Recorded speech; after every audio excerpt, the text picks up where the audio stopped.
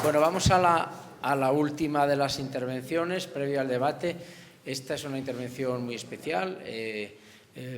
Os presento, quizás lo conocéis, a José Ramón Núñez Peña. Él es cirujano, ahora mismo es profesor de la Universidad Complutense de Cirugía y fue coordinador de trasplantes durante un gran tiempo. También estuvo en la OMS como coordinador mundial de trasplantes durante 8 años, ¿no? Él, además de todo esto, sobre todo se vanagloria de haber sido voluntario de Protección Civil, ¿no?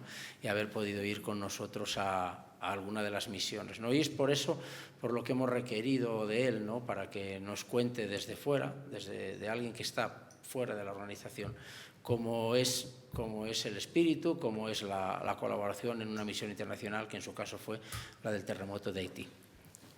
Cuando quieras. Buenas tardes, muchas gracias. Antes de nada quiero agradecer porque tengo otro gorro más, que se le ha olvidado a Viri, que soy el coordinador del área de salud de los cursos de verano, con lo cual... y por eso quiero dar las gracias a SAMUR por haber tenido la iniciativa de proponer este curso. Los cursos de verano son a propuestas de instituciones, de personas individuales, hacen una propuesta de un curso, nosotros las analizamos y a continuación se llevan a cabo. Por supuesto, quiero agradecer tanto a Carmen Camacho como a Viri, como directores del curso, por haber tenido también el esfuerzo y el trabajo de organizar este programa. Y aunque no les agradezco el que me hayan metido en este lío de estar coordinando los cursos y al mismo tiempo contar esto. Y, por supuesto, a todos vosotros por estar hoy aquí a última hora de la tarde, después de comer, que no es el mejor momento, pero bueno, veremos qué pasa. Me han dado la tarea de hablar de esto, de la solidaridad con el exterior y la ayuda a los desastres internacionales. Yo, por supuesto, no voy a hablar de lo que vosotros ya sabéis, lo que habéis vivido, lo que habéis hecho, los diferentes desastres a los cuales habéis acudido desde hace ya muchos años. Voy a hacer en un minuto un pequeño repaso recordatorio de todos los sitios que habéis estado y a continuación os voy a contar una historia personal. Hace unos días estaba aquí un investigador con mucho prestigio, Luis Montoliu, que al mismo tiempo es un gran divulgador, y charlando con él me decía, hay ciertos temas que hay que contarlos como una historia, con un preámbulo, un nudo y un desenlace, como algo personal. Con lo cual, no esperéis de esto, no es ninguna conferencia sobre los conflictos internacionales, es más mi experiencia personal, cómo lo he vivido, cómo fue aquello del terremoto de Haití, y he intentado evitar la mayor cantidad de sangre posible, alguna sangre va a haber en las diapositivas, pero os voy a contar cómo me he sentido yo antes de este suceso y lo que ha significado después en mi vida. Yo creo que personal y profesionalmente aquel viaje me marcó para el resto de mi vida, creo. Pero bueno, si echamos un vistazo al mundo, siempre que sucede algo y requieren ayuda, por el tipo de país que sea, ahí está SAMUR. Y SAMUR se desplaza a donde sea. Y esto empieza, si no estoy equivocado, en el año 2001, en el terremoto de El Salvador, y SAMUR se fue allí. Y después vino más, el terremoto del 2004, este sucede en Marruecos, y de nuevo SAMUR se desplaza a Marruecos. Pero hay más. De repente ya no son terremotos y es agua, y viene el tsunami del 2004 en Banda Aceh, en Indonesia, y de nuevo SAMUR aparece por allí. Viajan bastante. Terremoto 2005 en Pakistán, y ahí está SAMUR echando una mano. Si os dais cuenta, en el mapa, todos los circulitos están en el hemisferio sur, o sea, casi todos, en la zona más pobre del planeta, sea en un continente o sea en otro. Y esto es Java, y de nuevo montan campamento de SAMUR para ayudar a los lesionados en esta época. Terremoto del 2007 en Perú, de vuelta otra vez SAMUR Protección Civil está allí. Terremoto del 2009 en Sumatra. Esta zona de Indonesia realmente es problemática. Cuando no tienen terremotos tienen tsunamis. Y llega Chile y de nuevo están. Y lleva el tsunami de Filipinas en el año 2013, que creo que es de las últimas actuaciones. Y la historia que os decía, que os prometía, empieza aquí. Empieza enero 2010, el día 12. Ese día 12, por vuestra culpa, yo estuve trabajando todo el día, toda la noche y la mañana siguiente. Digo por vuestra culpa porque teníamos un código 9, que todo el mundo sabe lo que es, código 9 programa en el cual me siento muy orgulloso porque con vuestra colaboración conseguimos que el Hospital Clínico de Madrid fuera el hospital de Europa con mayor número de donantes. Hacíamos 70 donantes al año, en lo cual era la envidia. 70 donantes significa mucho órgano, significa mucho trasplante y significa mucha calidad de vida para muchos pacientes. Bien, pues el día 12 yo estaba en esas tareas cuando sucede esto. Tiembla una isla, que es la que comparten República Dominicana y Haití, con una gran diferencia. República Dominicana es la zona, entre comillas, rica de la isla, básicamente porque tiene playas. Y esas playas hacen que haya turismo y por lo tanto es la zona dentro de lo que es República Dominicana, pero Haití, desgraciadamente, es una zona muy pobre. Ese día, como os decía, tiembla la tierra y tiembla tanto como esto. Un terremoto magnitud 7 a las 10 de la noche en esta región y además con un epicentro a solo 25 kilómetros de la capital de Puerto Príncipe. Está muy próximo el epicentro a la propia capital. Y aquí empieza mi historia que os quería contar. La historia comienza, pero antes de ir a la historia, os diré cómo es Haití o cómo era Haití. Haití es un país con 8,5 millones de habitantes, con una esperanza de vida que en las mujeres es de 52 años, en los hombres de 50, que si comparamos con nuestra esperanza de vida, que es mujeres 87 y en los hombres 83, veréis que eso ya implica un cierto grado de pobreza, un cierto grado de deficiencia sanitaria, etc. Pero además, el 85% de la población es HIV positivo, 85% de la población, lo cual añadía un factor extra después del terremoto, que es hay mucha gente herida, muerta, etcétera, y una alta incidencia de HIV, pero además con también una enorme incidencia tanto de malaria como de dengue. El sitio no es el mejor para ir de vacaciones. Y además, con una asistencia sanitaria muy pobre y con graves problemas de seguridad. Haití es un país muy inseguro. Con estas circunstancias, el día 13 por la tarde yo llego a mi casa 5 de la tarde, me pongo a comer, enciendo la televisión y me entero por primera vez del terremoto que ha sucedido la noche anterior. Y mientras estoy comiendo, recibo una amable llamada del doctor Corral que me dice, ¿sabes lo que ha pasado en Haití? Digo, lo estoy viendo en este momento. Dice, sí. Digo, ¿por? Dice, hay muchos muertos, hubo más de 100.000 muertos en ese terremoto, pero hay mucho herido y necesitamos un traumatólogo y un cirujano. Traumatólogo ya tenemos, necesitamos un cirujano. Que si te vienes, digo, pero cuando nos vamos, dice, esta noche. Me daba tiempo para pensar y organizar.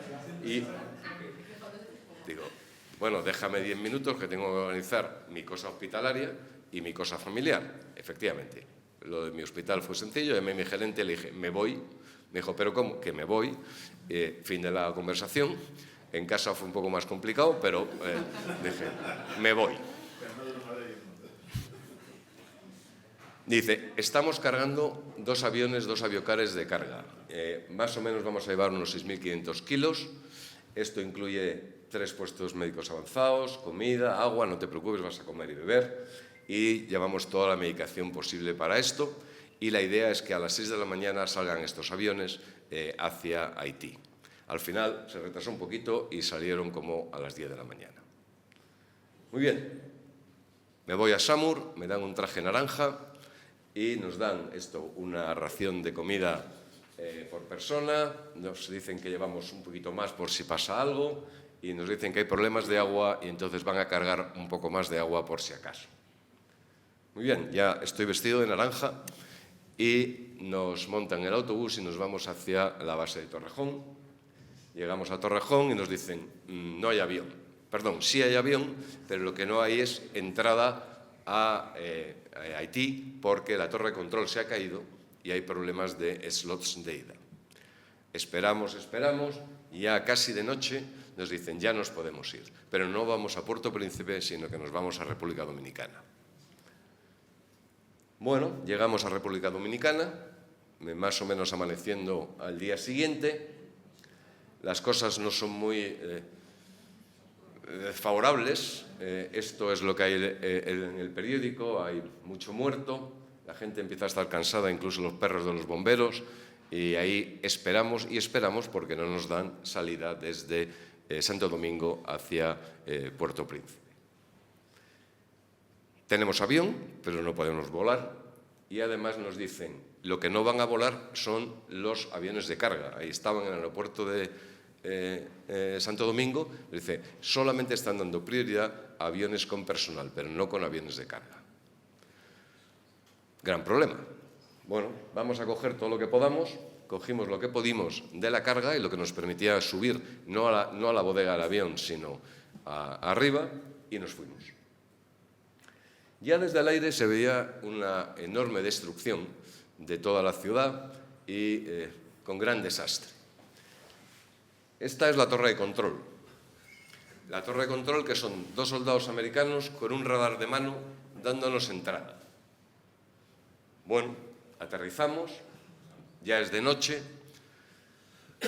Iba a decir, nos cargan, pero no suena bien, nos montan en unos camiones y nos llevan a el verde del aeropuerto. Cuando llegamos allí ya es de noche y empezamos a montar el campamento con grandes medios. Esto es lo que tenemos, cenamos un poquito y nos dicen, pero aquí quietos porque es de noche, es muy insegura la ciudad todavía, no podéis moveros de aquí hasta que no salga el sol. Y el sol sale el día 15, ya por la mañana. Y por la mañana nos están esperando unos camiones con soldados de Naciones Unidas para transportarnos al sitio, cargamos lo que podemos o lo que tenemos y nos vamos en los camiones con lo que hay. Y hacen esto, un recuento de comida, dicen que quedan 12 raciones para 22 personas, no es muy halagüeño. No está asegurada la llegada de los aviones, no sabemos cuándo van a llegar los aviones, pero llega el SUMA y el SUMA trae algo que comparte amablemente. Bueno, esto es lo que compartíamos, no era gran cosa a la hora de la comida, pero es lo que había y había que compartirlo.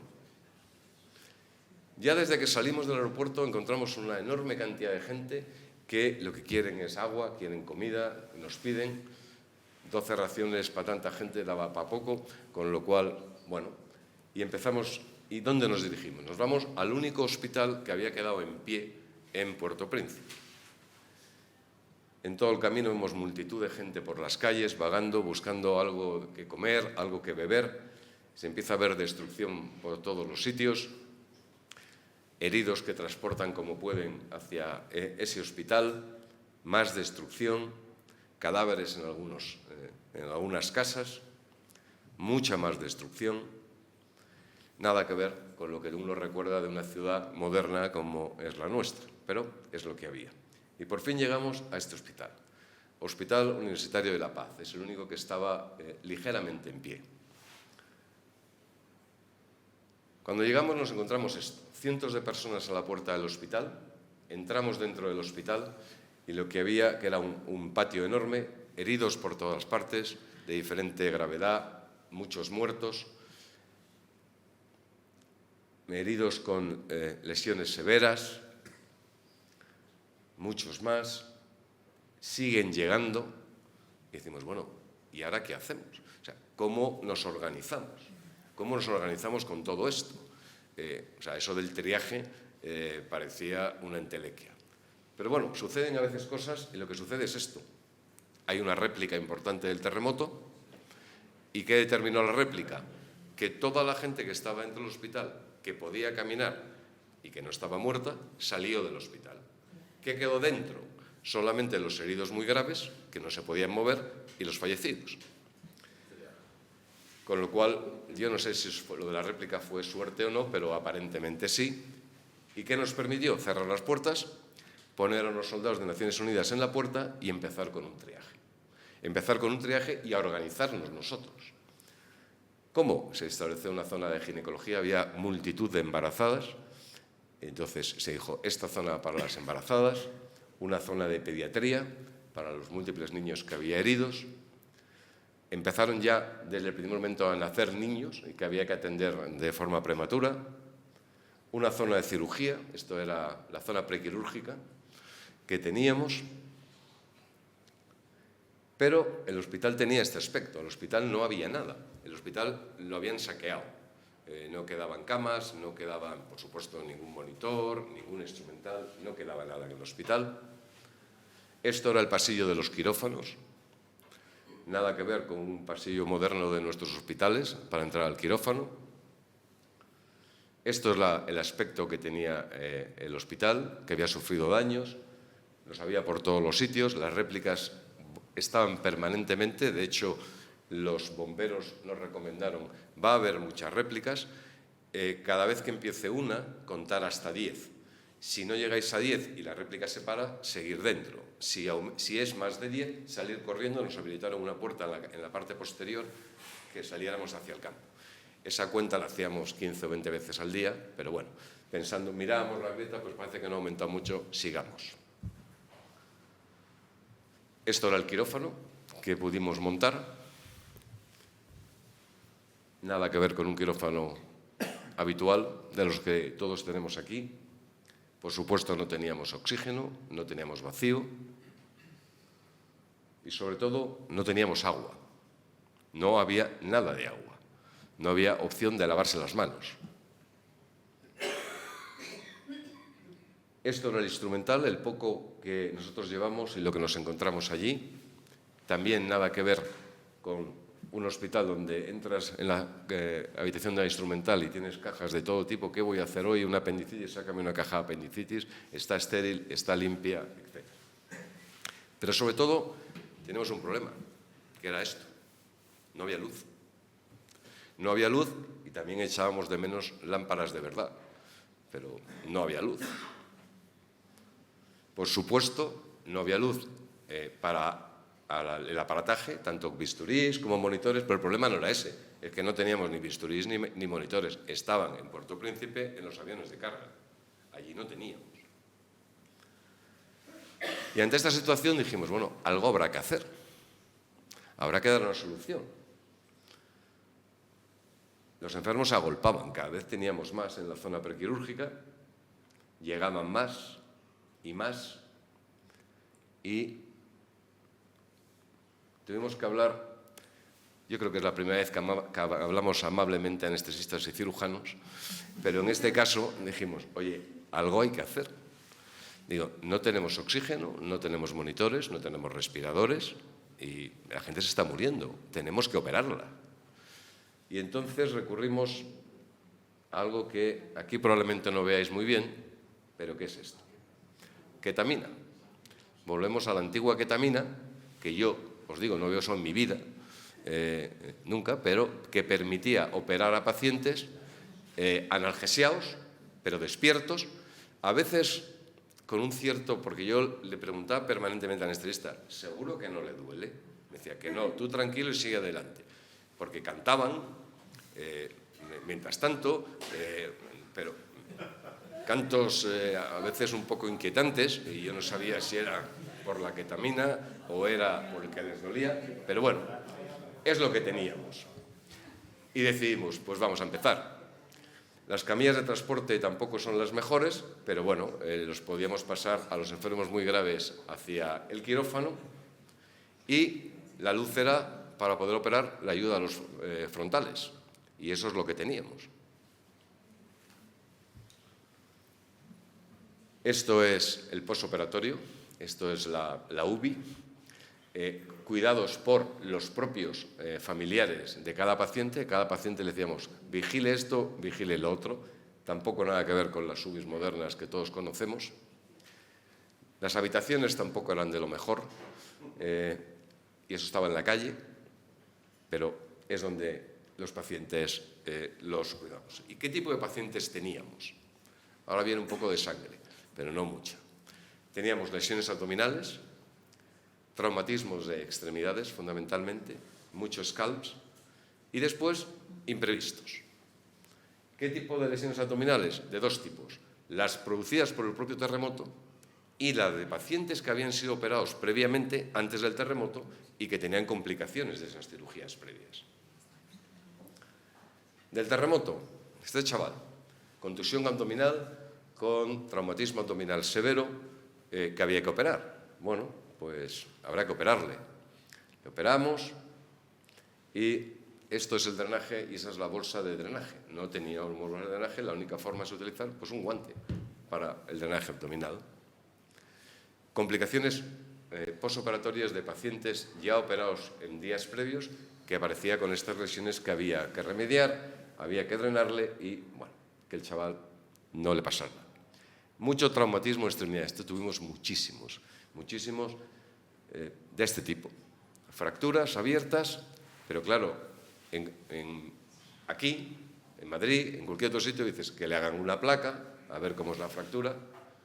Placa, no hay luz y no hay rayos, o sea, no hay aparato de rayos, con lo cual no hay, por supuesto, nada que ver, o sea, no se le ocurre decir que le hagan una resonancia primero y ahora vamos viendo. No había opción. Y como no había opción, pues hacíamos lo que podíamos, le inmovilizábamos, le dejaba de doler, le dejábamos la herida abierta por si aquello se infectaba y pudiéramos tener control, pero es lo que teníamos. Teníamos una enorme cantidad de gangrenas de todas las extremidades. Os estoy poniendo las imágenes más suaves, de gangrenas de extremidades, tanto de brazos como de piernas. Mirad esta pobre cría. Y nos obligó a hacer una enorme cantidad de amputaciones. Yo creo que no he hecho tantas amputaciones en los 30 años o 35 que llevaba ejerciendo. Había días de 10, 12, 14 amputaciones. Pero bueno, ¿qué conseguíamos con ello? Bueno, que viviera el paciente. Siempre me acordaré de esta cría que la tuve que amputar un brazo y después, ahí está su madre, que se abrazó a mí y me dijo, merci doctor, merci doctor. Me lo estaba diciendo porque la niña iba a sobrevivir, no se iba a morir y ya no le dolía, a pesar de que le había amputado el brazo derecho. La limpieza era de aquella manera, era retirar lo que había en el suelo y poco más. Y había también esto, muchos scalps.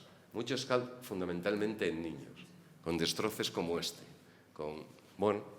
También con el poco material que teníamos, intentamos repararlo. Esta otra cría tiene un enorme scalp en la cabeza y después de algunos ratos pues, nos quedaba aceptable. Aceptable, por lo menos evitábamos el que el hueso estuviera al aire, se infectara y tuviera problemas. Y llegaban los imprevistos ocasionales. ¿De qué imprevistos estamos hablando? Ya estamos hablando de que han pasado 3 días del terremoto, no hay agua y la gente se pelea por una botella de agua o lo que sea y te pueden pegar un tiro y le pegan un tiro. Y empiezan a aparecer heridos de bala que tenemos que operar para extraer las balas que ha recibido simplemente porque quería una botella de agua. Y siguen los temblores. Y teníamos temblores, como os digo, muchas veces. Pero bueno, volvíamos a la base, nos hacían volver al campamento, al aeropuerto cada noche, por aquello de medidas de seguridad, y cuando se hacía de noche todos volvíamos. Cada noche se llamaba por el teléfono satélite que teníamos, reclamando que trajeran los aviones, que necesitábamos material, que no teníamos material. Nos decían que sí, pero finalmente nunca llegaban esos aviones porque no daban entrada a aviones de carga en los 2 americanos con el radar en la mano. Para que os hagáis una idea de dónde vivíamos, esto era mi tienda, para ser exactos, eso era la distancia a la cual aterrizaban los aviones, más o menos unos 60 metros, dije, como se despista un día un piloto, la liamos. Pero es verdad que aunque aterrizaban, estábamos tan cansados que dormíamos sin ningún problema, aunque siguieran aterrizando aviones a 60, 70 metros de donde estábamos durmiendo. Y además teníamos esta compañía. La primera noche dejamos las botas fuera de la tienda. Por la mañana, cuando uno se pone la bota, dice, ¿qué hay aquí que se mueve? Que hay varias cosas. Estaban llenas de tarántulas de este calibre. Ya a partir de ese momento decidimos no dejar las botas fuera, pero el campo donde vivíamos estaba lleno de ellas. Y en eso llegaron los americanos. Al día siguiente llegaron los americanos, que son muy discretos, y vienen así, y en 12 horas se habían montado este campamento. Este campamento, aire acondicionado, yo creo que tenían hasta un McDonald's dentro, porque lo llegaron a vallar, un McDonald's y una bolera, seguro. Porque esto es cuando lo estaban montando, después pusieron una valla con torretas y guardias armados allí para que nadie se acercara, tenían todo el material.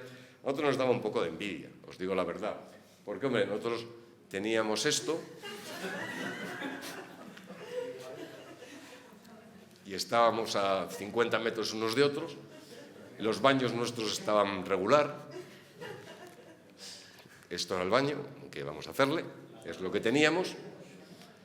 Pero, a pesar de todo, al día siguiente, casi antes de que amaneciera, estábamos vuelta a la tarea.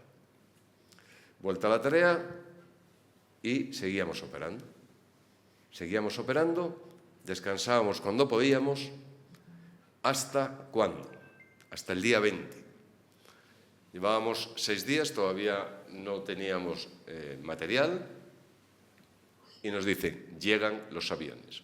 No puedo contar, porque no puedo contarlo, cómo conseguimos que llegaran los aviones.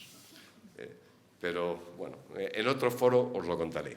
Pero conseguimos que llegaran esos aviones, ya estábamos contentos, pudimos montar nuestro propio campamento con la bandera española, ya la cosa tenía otro aspecto, teníamos combustible, teníamos material. Cometíamos algunas imprudencias, que es irnos hacia el hospital en el camión cargados de cubos de gasóleo, que dijimos, bueno, el día como tengamos un accidente, no es que explotemos, es que nos incendiamos, porque llevábamos muchos litros de combustible, que lo que queríamos era para poder arrancar los generadores que un par de lojistas habían conseguido reparar, no sé cómo, pero habían reparado y solo nos faltaba el gasoil para arrancarlos. Ya teníamos todo este material, teníamos farmacia, teníamos medicamentos, teníamos por fin algo para hacer algún diagnóstico y se pudieron empezar a montar los PMA en el hospital, con lo cual ya la cosa cambió.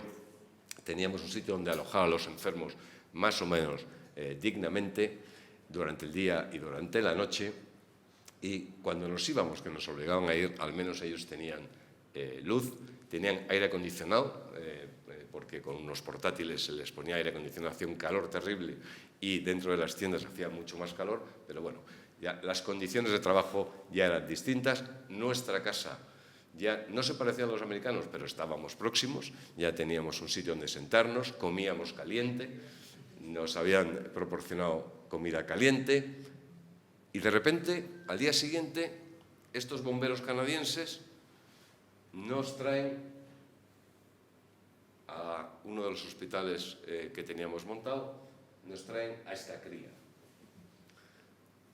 Esta cría había aparecido después de 6 días enterrada, estaba viva, no tenía lesiones, pero lógicamente estaba muy deshidratada después de 6 días enterrada. Bueno, la verdad es que con un par de sueros la cría se remontó, los padres aparecieron, estaban encantados porque la daban por perdida y veis que la cría ya está muy bien y Dios es bueno. Dios es bueno, que esta cría nos salvó. ¿Nos salvó de qué manera? Cuando llegamos al campamento nos encontramos con esto, con una piscinita de 10.000 litros con agua. Todavía seguíamos sin lavarnos. Había pasado casi una semana. Y encontramos y dijimos, ¿y esto de dónde ha salido? Los lojistas nos habían fabricado ya una cosa digna, que era esto, con un cubo donde echábamos el agua y donde nos podíamos dar la primera ducha después de una semana. ¿Y qué es lo que había pasado? Ya os digo que Dios es bueno porque esa niñita era la hija del jefe de bomberos del aeropuerto. Y dijo, no os va a faltar agua ningún día. Él nos había proporcionado esa piscina y venía cada mañana a llenarnos la piscina de agua. Era agua no potable, pero clorándola adecuadamente nos servía para lavarnos. Dios es bueno. Y siguen pasando cosas. Y de repente nos traen a una señora embarazada a término que se ha parado, le han sacado de la parada cardíaca, nos la traen al hospital y nos dicen, hay que sacar al niño porque se ha parado. Digo, ¿cómo que hay que sacar al niño? Yo soy cirujano, no he hecho una cesárea en mi vida, ¿cómo voy a sacar al niño? Dije, vamos a ver, esto es una barriga, si yo abro, dentro habrá un niño. Pues...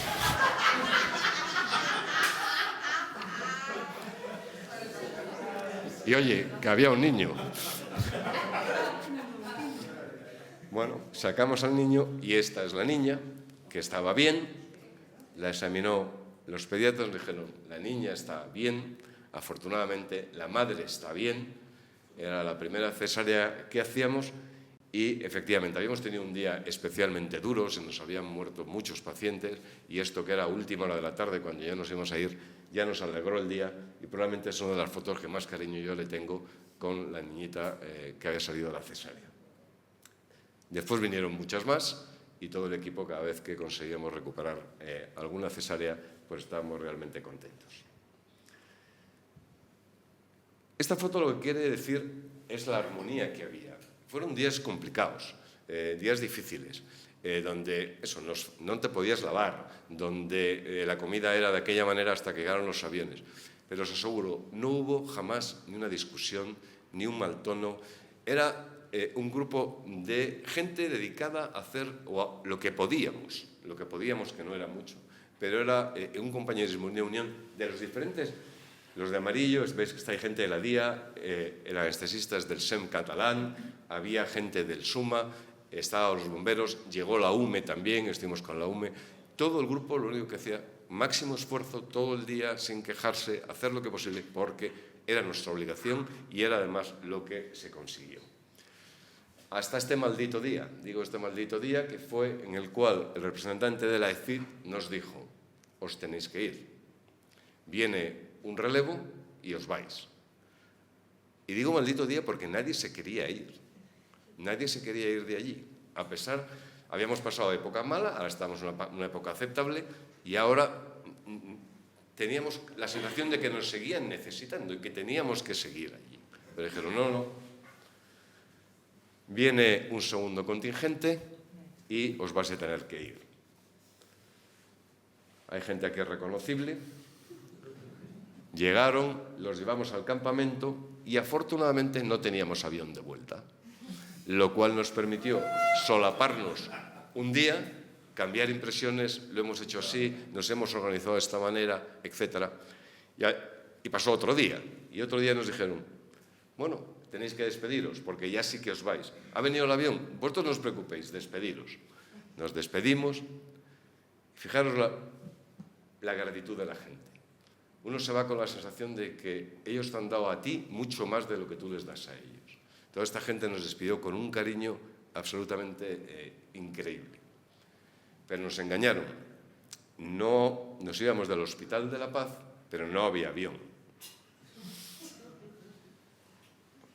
Que había un autobús.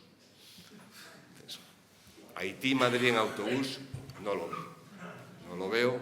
Dijeron, no, os tenéis que ir a República Dominicana en autobús porque el avión no va a llegar. Bueno, no sé, 9, 10 horas, no recuerdo cuántas, por unas carreteras medio destruidas, que estaban medio destruidas, hasta que la gente andaba ya realmente cansada y sobre todo una vez que se sientan y después del estrés de todos estos días, estaba cansada hasta que al final empezamos a ver mar, ya estamos en República Dominicana y llegamos al aeropuerto. En el aeropuerto nos dan el billete de avión más exótico que a mí me han dado en mi vida, que es un papel que pone mi nombre, from, supongo que quiere decir la romana, destino no se sabe dónde, no, por supuesto, no asiento, no nada, nos dan un papel a cada uno. Digo, ¿para qué nos dan un papel si solo vamos nosotros? Pero bueno, nos dan este papel y empezamos a volar. Dijimos, bueno, pues dentro de 10, 12 horas estamos en Madrid. De repente nos dicen, señores, vamos a aterrizar, y cuando aterrizamos vemos nieve. Mucha nieve.